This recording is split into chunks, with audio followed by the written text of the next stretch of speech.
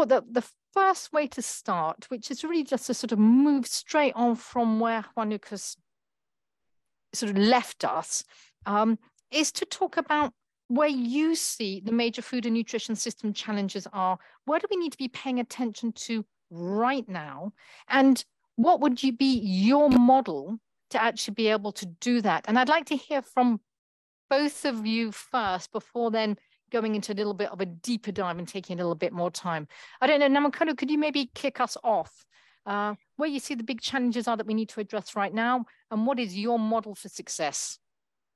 Yeah, thank you. Thank you very much, Amanda, and thank you for inviting me to be part of this. I think collectively, from community, country, regional, or global, we are failing to deliver nutritious and healthy diets to populations sustainably. That's one challenge.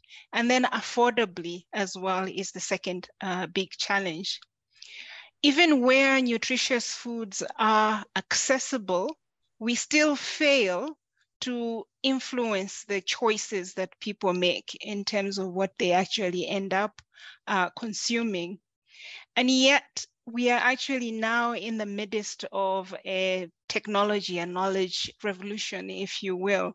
So in terms of model, I think our food systems efforts must be driven by a common vision, contextualized to local realities.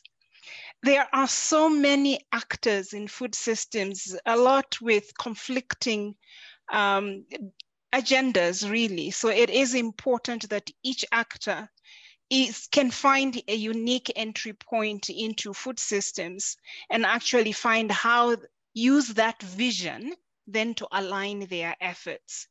And for right now, we should leverage the UN Food Systems Summit and examine the visions that countries had developed and reflect on how we can repurpose what we are already doing or what we had been planning to do to actually try and align these many efforts towards the given visions. There are some settings where there might not be a vision. It's important to set one, because it is a critical tool in aligning efforts so that we do not pull in different directions, which is what we're doing now. Thank you. Namukolo, and I love this idea of, sorry if I'm coughing a little bit, coming out of flu. I love this idea of the common vision, but also the recognition that we're not always pulling in the same direction. The UN Food Systems Summit took us in some way towards that. Clearly, there is further to go in that direction. And also you're turning to this idea of it's not one size fits all either. No. And so we're already in that sort of systems challenge moment. Jan Willem, if you were going to be talking about the challenges that we need to be addressing right now in your model, what would that look like? Yeah, I completely agree. Bless you. I completely agree with what my predecessor said about having a common vision. So I will skip that part. What I think from the level where I'm working in Burundi, it's really an increase in agricultural productivity in a stable and sustainable manner, and at the same time availability of nutritious food for the entire population, which is not only a matter of agricultural production, but also a matter of improving the marketing system, and at the same time very much dependent on the ability of the population to earn an income, and that also takes us outside agriculture.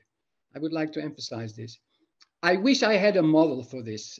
I don't have one, because models tend to be rather simplistic and too rigid to be of much practical use, well, in my understanding. I think it's better to talk more about approaches and principles that should be observed. And these are very much dependent on the level where we are working. And as I said, mine is very much the national level, but I'll come back to that later. The approach I would prefer, and this is nothing new, is that we should be holistic in our analysis. And this is, of course, implicit in the food system approach. We should not a priori bet on single actors. We should not bet on specific components in the food system, etc. It all depends on what comes out of the analysis. The outcome may be different from one place to another, from one country to another, from one district to another, and even from one farm to another. There are possible levels at which one needs to do the analysis. And this analysis should be more or less a joint exercise involving all development actors in one way or another. One could develop models for that.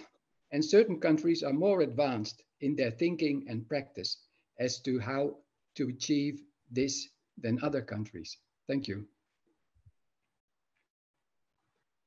Picking up on your idea of, as I said, there's no one size fits all. Unfortunately, if there was, we wouldn't be facing these challenges, really, would we? And yet, talking about principles and approaches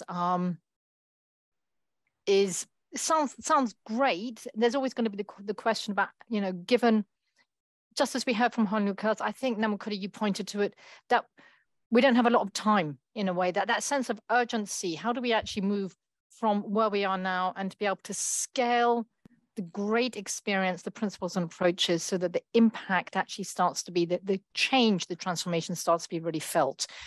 I think we have Elizabeth with us. I'm just going to check to see if she comes on screen. Let's see. Because I would love to open this question up to her as well. She is. Elizabeth, welcome. We are very happy to have you back with us. I understand you've had maybe a few connectivity problems. You've been waiting around. So very much welcome to the panel. We've just done a quick round just to hear from each of you. And I gave a quick introduction to who you were just before you came back to join us. On what you would consider to be the urgent food, land and water system challenges that we need to be really addressing now. And if you have a model to propose or some approach or principles on how we would do that. Thank you so much. I think from my experience, I think we need to have an approach that would be very collaborative. The reason I'm saying collaboration is very important in any approach. The collaboration usually will bring in a lot of stakeholders. The stakeholders who would be addressing different challenges along the program that is being done. The reason I'm thinking this is very important is because sometimes we invest in one program and you would have 2 or 3 stakeholders addressing the same thing with a lot of financing of funds, putting in technical expertise, putting in, but then we are only addressing one issue. But then during that issue, there must be an integration with another issue. Say, for example, if you're addressing entrepreneurship, you would find, say, for example, mindset issues. But then you have somebody who is putting money on production and productivity and probably addressing technical issues, and they forget that everything has to have a mindset issue, for example. Or you have a gap for financing, or you have a gap for any type of gaps that we are going to have, whether it's a national level or it's a village level. So collaboration is very critical, whereas it will encourage a lot of different stakeholders who will be addressing different issues. And I'm saying this because we are having some programs that we are trying to bring in different stakeholders to address different cases or different problems. And then at the end of the day, we achieved a very successful model, and the result from the farmers' end was very, very positive. They learned technical, they had access to finance, they had access to education, they had access to mindset programs, they had access to all the issues that are needed for a person to succeed. So I think collaboration for me is very critical, and addressing different issues, not all the stakeholders addressing one issue. So these are supposed to be analyzed. They're supposed to be practically put in a plan that would have access to finance, would have access to technical support, and all the things that are surrounding our business. Thank you. Thanks so much, Elizabeth. Really great to, again, first of all, great to have you with us, and great to hear, again, I'm picking up this from all three of you, something which is consistently holistic, even if looking at it from different levels. We've already talked about what that actually means and looks like on the ground, what that looks like at that national level, and then also what that looks like, Namukolo, you talked to those multiple levels all the way through into the global UN Food Systems Summit. It'd be great to hear maybe, Elizabeth, just as a sort of follow-up to you, as somebody who's working and you're coming from that very clear private sector perspective. When you're collaborating with those non-business partners, what is it that you're looking to from them, whether they are researchers or could be from the sort of legislation policy side, could also be from civil society? You work with a whole range of different partners. What do you need from them to be able to actually make your business work, and yet at the same time, with that purpose-driven element, to have the sort of impacts that you're looking for? I think most times it's about the need for technical expertise in different sectors that makes the business work. So say, for example, we may need researchers, for example, to support the business. And if a researcher is working on developing a breed to address probably adoptability of Newcastle disease, that is very critical for me. So if I have a researcher who would want to work on that area, I would think of a researcher needing a business to probably test the result of the research, for example. So when they are testing, for us, we get to access technical trainings, we get to access the things that are important for probably poultry production that will address Newcastle. And as you know, Newcastle is one of the high killing disease. So there's a space for researchers for that case, for example. When we are talking about, for example, financial inclusion, we have capacity building, we have stakeholders who are very good at capacity building, stakeholders who are good in investment, stakeholders who are good in finance accessibility or preparation for investment, something like that. So when you have that integration into the business, it's only the business that will grow, because the knowledge will also be shared with smallholder farmers. And once the smallholder farmers grow, that means it's the sustainability for that business. So it's very critical when we are thinking of a business. We should also think about the things that impact that business. For example, I'll give you one example that clicked my mind yesterday. I was trying to evaluate the participation of women into a platform, an agri platform. Then I realized the women are not even watching the technical, probably, for example, videos on agriculture. So when you check the percentage between men and women, you see that women are not interested in looking at those videos. And I asked myself why. So for example, if we have a person or a stakeholder who is very expert in that area, I would ask that stakeholder to address that problem, because that problem, separates the women from the actual business world. So, and I also wondered, why are they not watching? What are they watching all the time?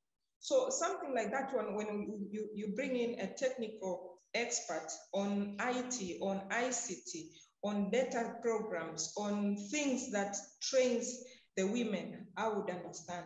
there would be a positive approach to that. So those kind of involvement. Thanks so much, Elizabeth. I mean, first of all, I mean, it's super interesting.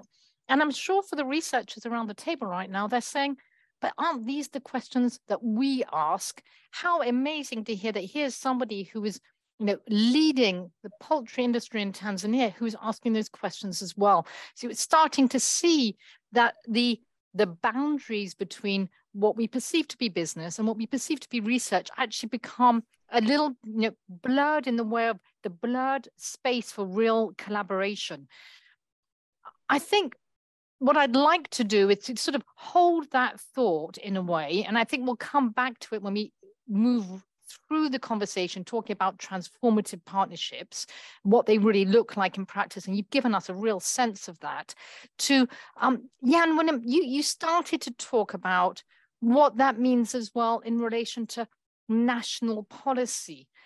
How is it that the type of work that we've looked at in the Netherlands CGIAR program, the projects and the assignments, and we're starting to unpack those a little bit, that type of work, is it informing, and how can we better inform national policy, say in Burundi, because that's where you happen to be, but also what is the role of policy that is sitting in the Netherlands? And we heard from both ministries earlier today about their agenda and their program, and where do the two meet together?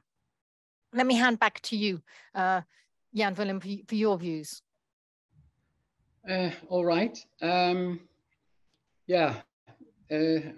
should really try not to give a kind of lecture about this, but undoubtedly, public policy has a very crucial role to play in development, and also, of course, in the transformation of food systems. I mean, public policy should really reflect the vision for where a country should be headed. And it should create space for all development actors to play their role in the development of viable and sustainable food systems. Because, as I said before, this development cannot possibly be a one-actor affair. It cannot just be done by the government. It requires other actors. It requires the private sector, civil society, NGOs, farmers, if you don't regard them as part of the private sector, of course, and research institutes, and, well, maybe donors as well. Well, I think the private sector is in particular has a key role to play. And in a country like Burundi, the government is not yet allowing enough space for the private sector and their ideas and the technologies they would like to develop. Here's a link with research, by the way. Yeah. Decisions by the government are taken very much unilaterally. They are ad hoc, and they're not really embedded in a clear policy with a clear vision. The approach to agriculture development and food system development is very centralistic and top-down. So the government is imposing, let's say, I would say, old-fashioned technologies and ideas and old-fashioned modes of farmer organization. And it's at the same time, it's sustaining monopolies in input supply, and it's interfering heavily in the prices of farm products, etc. Well, so from donors, they only expect investments in infrastructure and free gifts of inputs, and not very much, in anything in the way of technical assistance, of innovations. And this is stifling development. And this is our greatest challenge. Because donors, they have a different idea what development should be all about. But, they have tried all kinds of innovations, but they have not been able to sort of convey the message to the government. And this is largely due to political reasons. For almost 7 years, it has not been possible to have a proper dialogue with the government where we can discuss public policy and help the government improve it. Now, fortunately, as I speak, so to say, political relations between Burundi and donor countries have been improving lately. So we are very helpful that we can finally have this type of dialogue. So our message to the government is essentially that it should facilitate and not impose matters. And it should really be open to innovations. And we can show that through our bilateral projects, which are at the moment largely implemented by NGOs.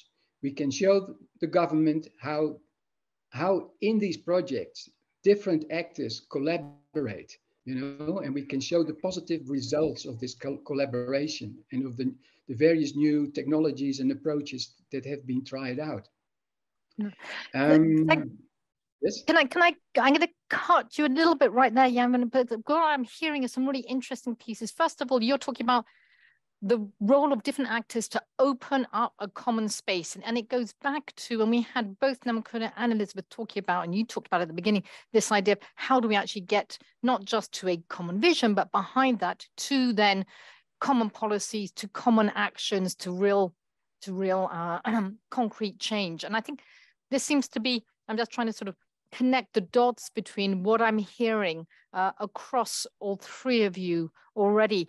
What I'm hearing from you is that it sounds like it's also about the respecting that each of these different actors, constituencies, as I often would call them, have that different role to play, not to step on each other's toes or take their space, but actually create that a real common space, but where what happens on the ground, we're back to Juan Lucas's farmers in the kitchen, if you like. That's actually where the story starts. If I can just sort of, I'm just going to sort of come back to Namukolo, if I could, Namukolo, and I'm starting to see questions coming through, which I'm going to see if we can weave some of them in. Namukolo, you've been listening hard to, of course, you've been listening hard to Elizabeth and to Jan Willem. I can count on you for that. What we're trying to look at, anyway, this is from where I sit, is some form of a shift in mindset. And I think absolutely, Elizabeth, you talked to that. One of the questions that came up is, why is this mindset issue such an issue still? And maybe, Elizabeth, we can come back to you on that. But a shift in mindset, but also a shift in what I hear from you, Namukolo, a shift in ambition, something towards this radical new form of collaboration to really shape research for development, which then starts to inform those different spaces to start to make that. How can we really encourage, enable this new form of transformative partnership and collaboration? You're sitting there right in the middle. You talked a little bit about the UN Food Systems Summit. Namukolo, I know that you were right at the heart of it. You were right at the heart of two of the action tracks. You've been at the heart of the work that's been happening at the AU level and also within Ethiopia as well. So you're seeing those connections. Maybe you could use that experience, I guess, connected to your experience within this program itself, to tell us how can we move from the business as usual partnerships. I think, Jan Willem, you talked about old-fashioned, maybe you didn't use old-fashioned, maybe I'm putting words into your mouth, forms of development. There's something which actually is really going to be radical and new, the mindset change that we need. Namukolo, over to you.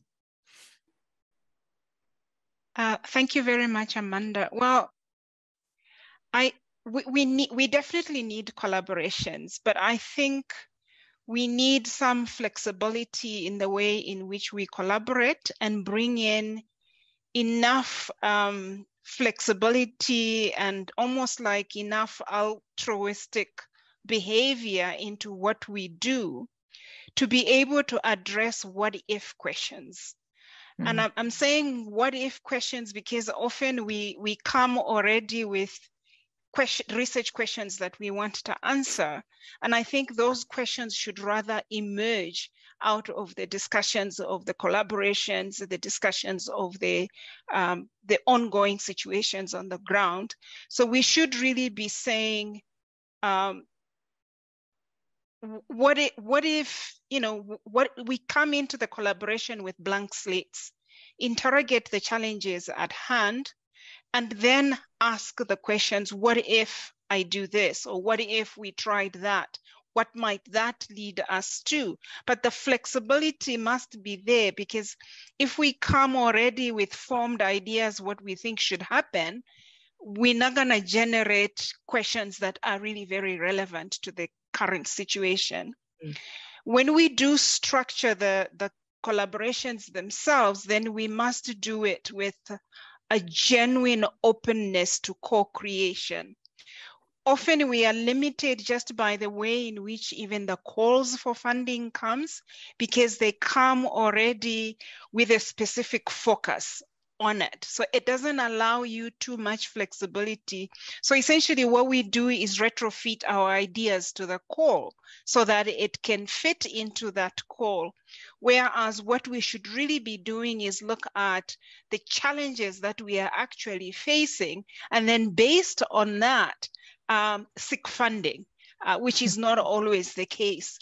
And then when I talk about the flexibility that is needed, I must admit, I really like the flexibility that was built into the research flagship that I was associated with in this NL-CGIAR program, the program on agriculture for nutrition and health, which was led by Wageningen University. It was actually possible for us to make decisions in real time, or depending on what was happening in the policy process. And so we could inform, for example, the way in which the project that was referred to earlier in the opening remarks on developing food-based dietary guidelines, we could actually adjust as we went along and link it to policy processes that were ongoing. If we didn't have that flexibility, it would have been, but it's not written in the project, so we can't do it. We didn't budget for it, so we can't do it. So we would have missed the policy levers that presented in the country. So being able to add that level of flexibility, I think would really be useful. So openness in terms of at the time of structuring the collaboration, so that you don't come with preformed ideas of what it should look like and adjust according to the realities on the ground.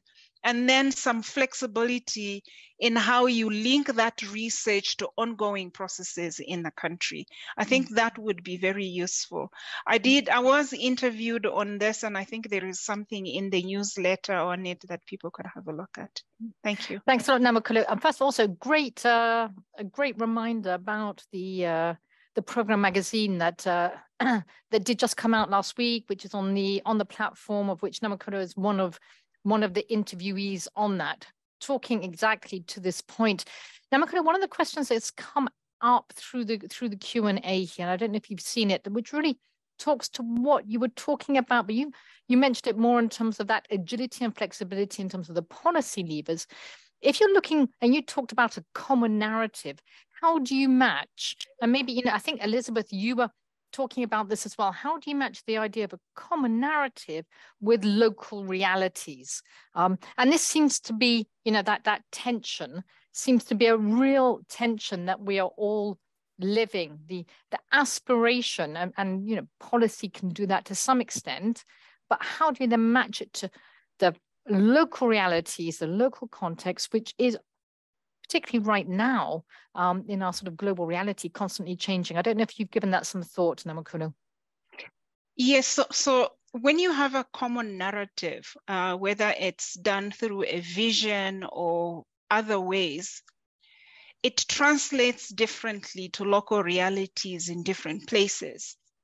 If I can just give a quick example, if what you are looking for is improving diet quality, if you look, for example, in Ethiopia, you have different types of communities. You have the pastoralist settings, you have the Orthodox communities that have all these fasting customs and what have you. So what you want is a better diet, a more nutritious diet. It translates differently in each one of those settings. And that's how you link that common narrative to the local realities to say, how do I address that in the local context, and then you deal with what you have available to you, what is acceptable, what is possible in that particular setting. So the goal is still common, because what you want is better nutrition and health outcomes, but how you reach them is then detected by the local realities. If you don't think about that, it doesn't happen, because then you will be advising on things that people can't even do.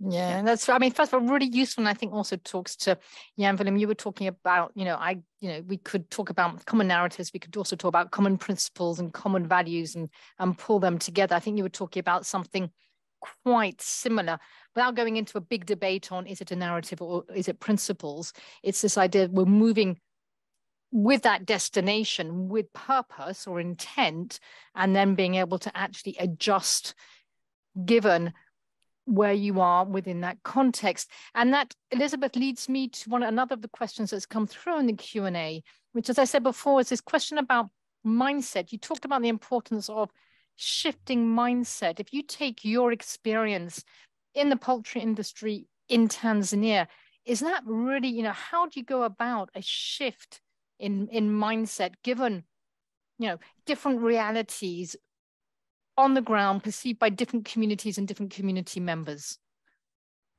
Yeah, first of all, I must say in Tanzania, poultry is not in government priorities. Yeah. It's been left out completely. And I think the mindset should be thought about at all levels. So, because for me, as a business person in poultry, I look at population, I look at women population, I look at rural population, and I feel like it's easy for rural population to engage with into commercial poultry keeping, working with private sector. But then I look at the responsibility of government. I feel like the government of Tanzania should look at poultry as a sector on its own.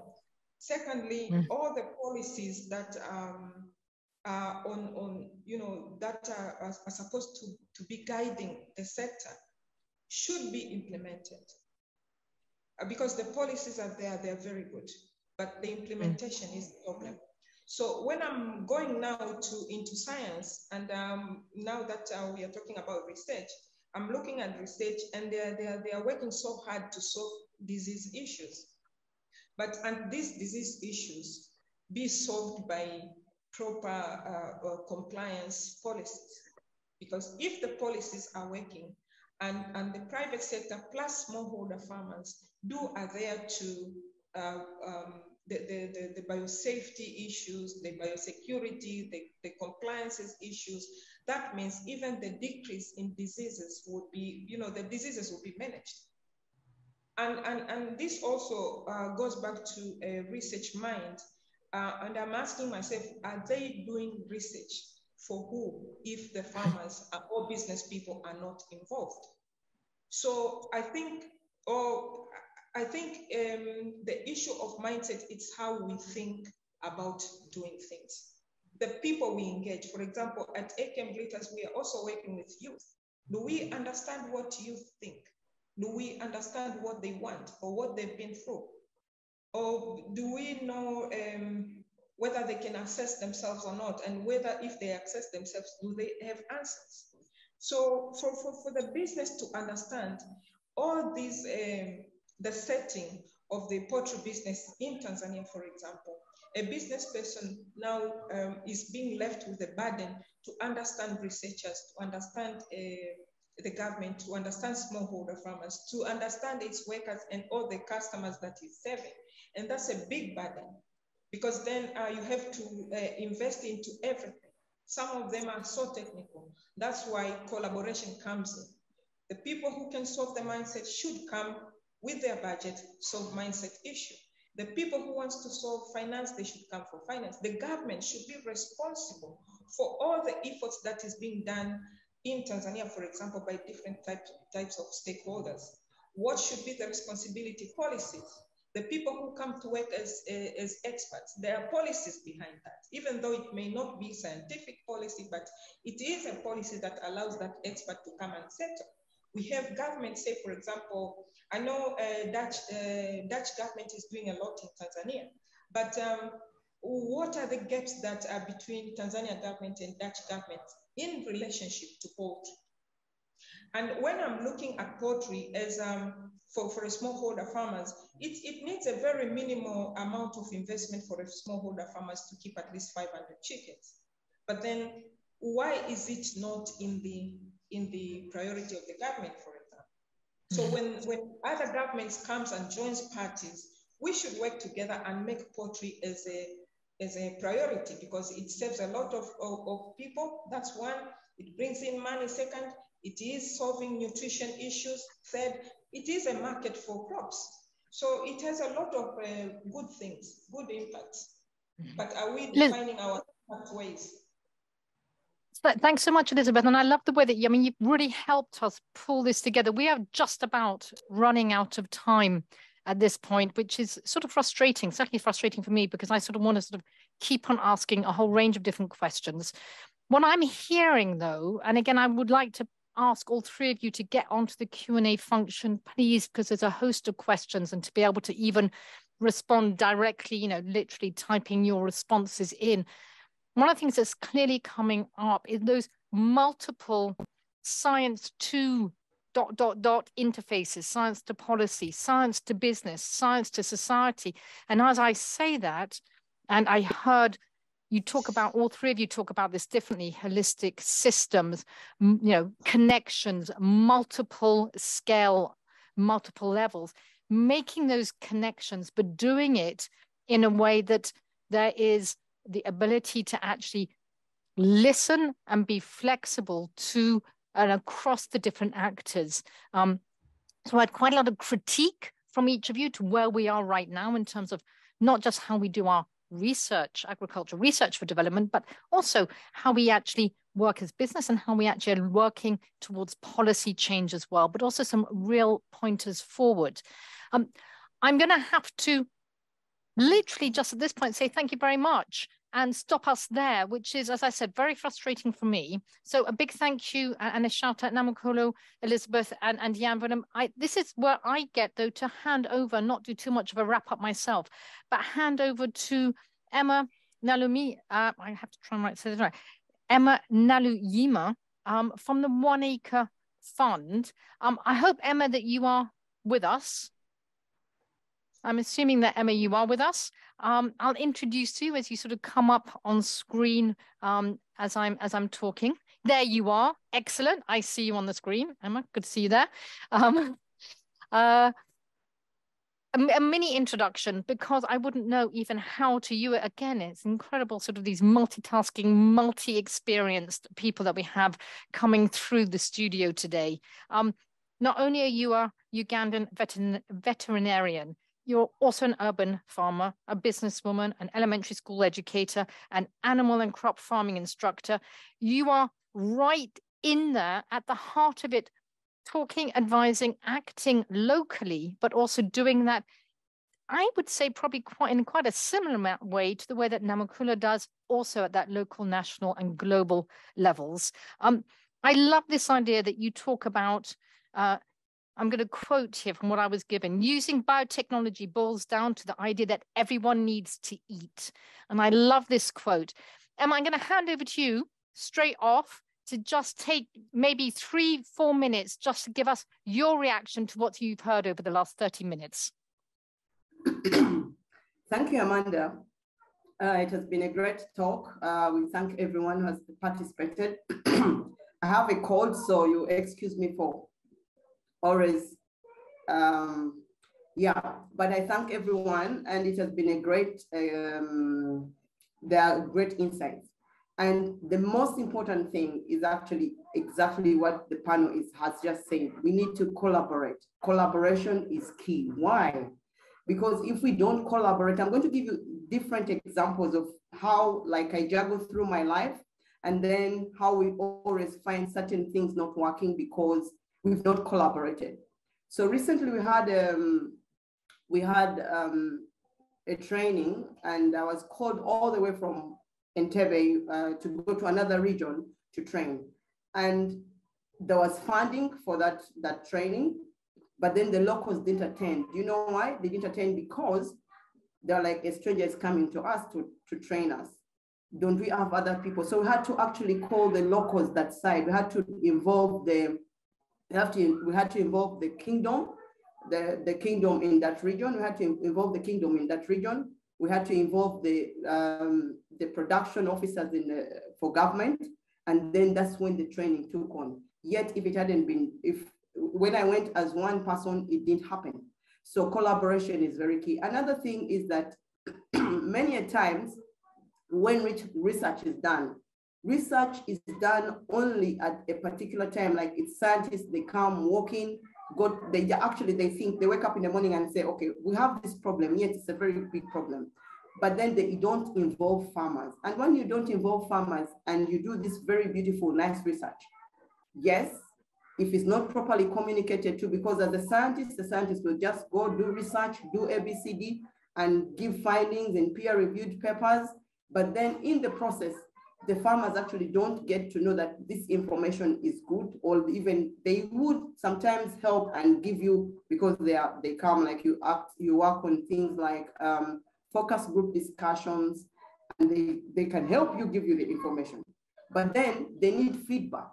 And sometimes the feedback is just in pure peer-reviewed papers. So it doesn't really go back for the farmer to really understand exactly what happened, or what this research, is this research beneficial to them. And this is where I commend the CGIAR, because it has gone a long way to help. Like when they communicate, they actually involve from the beginning. I've been involved in some of the researchers, or they keep calling us. I'll give an example. Recently, we have a swine fever outbreak here in Uganda. And it has been detrimental. Farmers are really having issues, problems all the time. And they said, you know what, we need to check, we need to make sure that we curb this problem. And they had a very good, the researchers had a very good proposal of saying, like, maybe we get mobile slaughterhouses. But then we looked at it when they called, the beauty with them that they called the farmers, they called the scientists, they called the government officials, they called everyone in a meeting and said, would this work? And then we told them, even before, I think it won't work because this is not going to happen. Farmers won't take it up. This is expensive. And I think they took our ideas, and then they're going to change their proposal to something that is going to really work and fit in. And again, like the piggery value chain has been helped by ILRI and now, which is called NL-CGIAR. Because for them, when they come to do research, they will involve the scientists, they will involve the farmer, they will involve the local government officials, they will involve all these other people. And when they involve, the farmers take up this information, they take up this research with them, and the information is later given back to them. And I tell you, because of this collaboration, the piggery sector, I'm going to talk about the piggery sector because that's where I'm a pig farmer, and that's where I've been really, really involved when it comes to the ILRI or the CGIAR. These people have really done a great job, and the piggery sector has now actually improved because there's so much research that has been done, and all this information has been given back to the farmers. I'll just give you one other way how collaboration is really, really important and has done well. And I would thank the Netherlands Embassy in Uganda. It has done a great job. So the embassy at one time when it was an embassy, yes, an embassy, all we used to do is write proposals and maybe ask to go and study in the Netherlands Embassy. But now it came with this thing because I think they're donors, they have donor funding, or they're development organizations. So this is what they did as a development organization. They worked with the media, a very big media company in the country, and they worked with them and said, you know what, how do we make sure that agriculture works? How do we make sure that we really, because if agriculture is the backbone of the nation, how do we make sure that it can really work? Because it works out there for us in the Netherlands. And this is what they did. So they worked with this media company, they put a competition, and then they held farmers, they handheld farmers. And when they handheld the farmers, now this media companies actually showed that, oh, there are these farmers who are, there's this farmer who is an expert in poultry, an expert in cattle, an expert in piggery, and they handheld them. They even took them all the way to the Netherlands to see all these other things. They went to labs, they went to that, and then they come back. Meanwhile, it's the donor, it's the Netherlands Embassy, the media company. They also worked with the bank, one of the banks called DFCU Bank.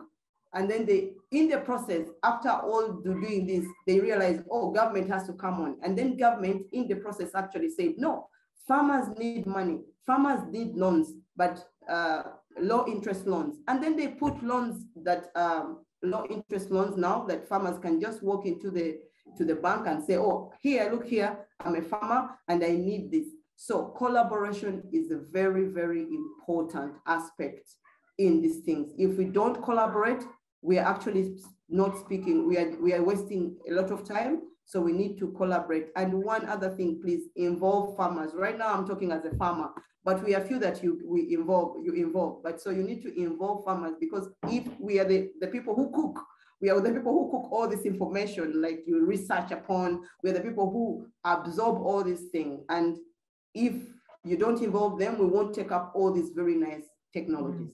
Thank you very much.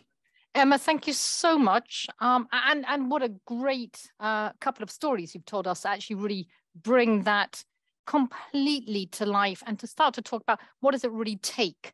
And this question of what it really takes, what does it really take to collaborate, to partner, to start to actually see what works and what doesn't work, which is very much what the Netherlands CGIAR program has been all about these past few years. We're going to hear a lot more about in just a few minutes.